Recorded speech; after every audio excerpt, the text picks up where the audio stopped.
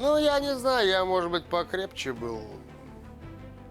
Были, конечно, такие люди, ну, эгоизм, трусость какая-то, выгода.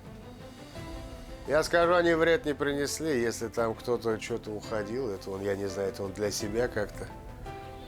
Военная служба, война как-то, это ты сам еще для себя проверяешься, наверное. Как, наверное, во всей жизни, но там особенно.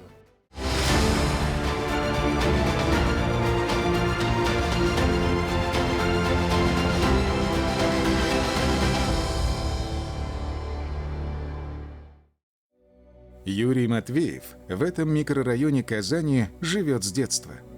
Здесь учился в школе, занимался футболом и даже играл в известной команде «Электрон». 3 сезона отыграл с Русланом Нигматуллиным. Вот, вратарь сборной России. Здесь, кстати, он недалеко сосед, в 9-м микрорайоне он жил.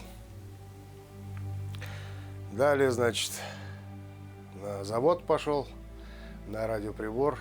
Там параллельно 11 месяцев годовалое СПТУ 110 кончил на Булаке, на повышение квалификации.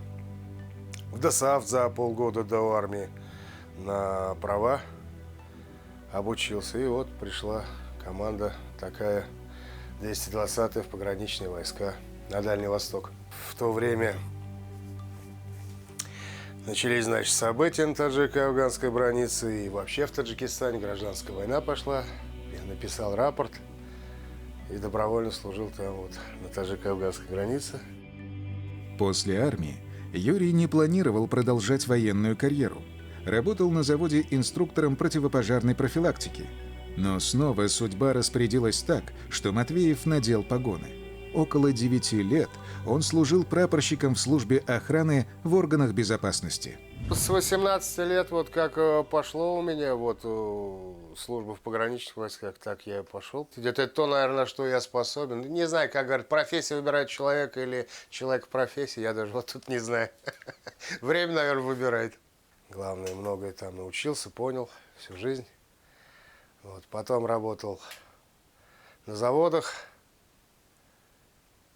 в охране работал. И вот в 22-м году знакомый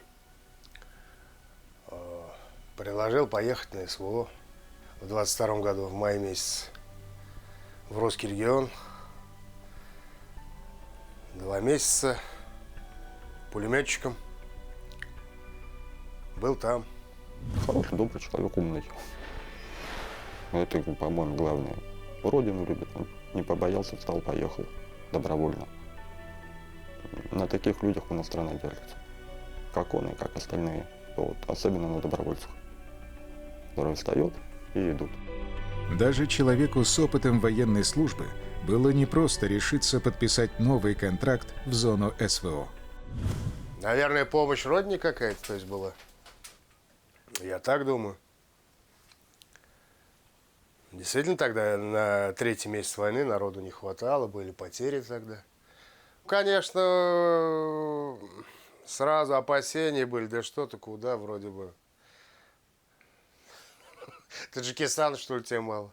Ну, Таджикистан там полегче был, там другой, это вооруженный конфликт, локальный. Там, конечно, другой, там у нас преимущество было. У них оружия такое не было. А тут как это в Великой Отечественной войне, тут друг против друга стоишь.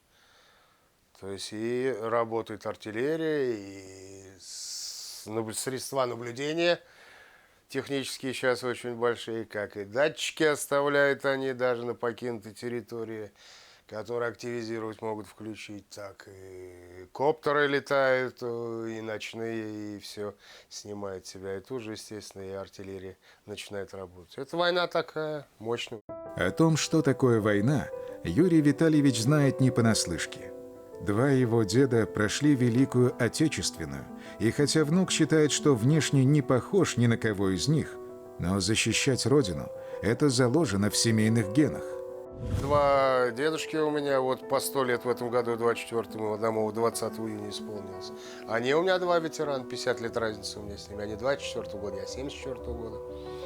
Вот с Сталинградского, с Ленинградского фронтов они. Отслужили один 5, другой в связи с ранением 3 с чем-то года. Ну, он 3 ранения получил в голову.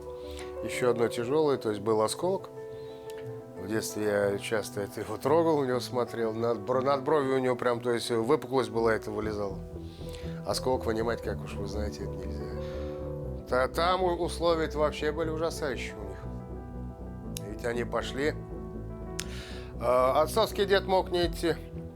Он в танковое училище устроился после школы в 17 лет киномехаником или радиомехаником, что ли. Он мог не идти, там мог остаться службу проходить. Но у него на улице все друзья уходят. Он говорит, я что, говорит, потом мне что говорить-то? Кто я и кто они? Естественно, говорит, я добровольно пошел тоже. А того так забрали маминого деда.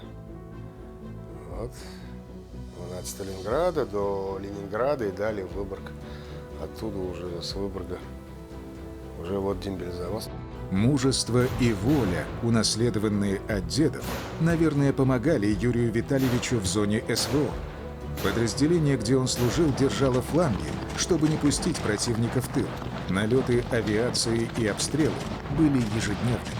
Первое время было страшно, но потом привык. Я уж с механического цеха, потому что с радиоприбора, это значит токарно-фрезерная обработка, лязг металла, это примерно как на мотострелковом поле. Вот, ну, постепенно привык нормально. Когда еще привезли в Харьковскую область на Сухую Каменку, там на второй день нас уже обстреливать начали. Да, было страшно поначалу. Но не совсем, чтобы уж как понять. Страх – это нормальный человек, это состояние у человека, когда в такой обстановке ты бываешь. Вот, некоторые, конечно, сломались. Я нет, на 2 месяца заключал вот контракт, так я этому в лесу и остались. Так и были там, в блиндажах. Позывной «Лесной» Юрий Матвеев выбрал, в общем-то, случайно. И угадал, чаще на 2 месяца стало его домом. Полевые условия, просто элементарно роешь блиндаж, спальный мешок на полу. Все. Накрываешься бушлатом за место это одеяло. Они мины еще кидали, такие эти разлетающиеся. В воздухе они росли, лежат в траве. И, значит, могут сдетонировать даже у них самоуничтожение, то есть программа через 2-3 дня. То есть если где-то в темное время суток или так даже в траве не заметишь, можешь стоять, она может сдетонировать и в ногу упадет. К счастью, судьба оказалась благосклонной. Матвееву удалось избежать ранений. Но все равно легких дорог там, за ленточкой, не бывает. Военная служба – это военная служба. Там все, конечно, скажем так, монотонно. Радует только одно, то есть, что каждый день, если ты живой остаешься. По приезду туда я просто еще удивился про молодежь, что все-таки вот молодежь у нас были, то есть мне там ребята, кто мне в сыновья годятся в армии, вот они вот пошли, вот самое интересное, что то есть у нас молодежь все-таки идет. В армии там все-таки одни молодые были они. И они, то есть не испугались, ничего, люди идут. То есть у нас все-таки какой-то патриотизм есть. Вот, чувство долга какого-то перед Родиной. Своему маленькому сынишке Юрий Витальевич тоже постарается передать это чувство патриотизма, но на военной карьере сына настаивать не будет. Но это все будет зависеть от него. Пока, не знаю, с солдатиками играет, там, с пистолетами ходит, с игрушечными, с автоматами. Уже что-то к оружию, уже какой-то, как у меня в детстве, что-то уже интерес есть. Нынче в школу пойдет в сентябре. 7 лет. Вы ему что-то рассказываете? Ну, хотя он про эту войну уже в курсе, но что-то я пока ему не решился это рассказать. Вот. В дальнейшем постарше будет. И хотя служба в зоне СВО уже в прошлом, Юрий Матвеев все так же следит за событиями за ленточкой, встречается с сослуживцами, помогает в сборе гуманитарной помощи. Познакомились с ребятами, и казанские тут у меня есть несколько человек, и так, с других городов, да, поддерживаем отношения. Я отправляю деньги, какую-то сумму бывает, вот, то есть даю таким образом.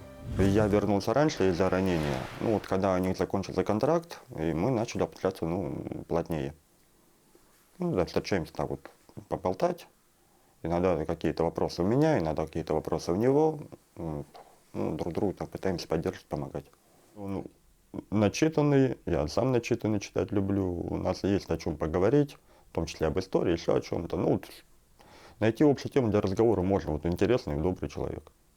Действительно, круг интересов Юрия Матвеева очень обширный. От науки до военной истории. Читаю, смотрю многое, стараюсь. Вообще все. По науке где-то как-то стараюсь. Ну, тематика у меня историческая, документалистика где-то вот много люблю смотреть. Научное что-то стараюсь смотреть, техническое. Да, наверное, всемирные истории во всем, наверное. От экономик страны, от какое законодательство где принимало, культуру какая где. Все полностью.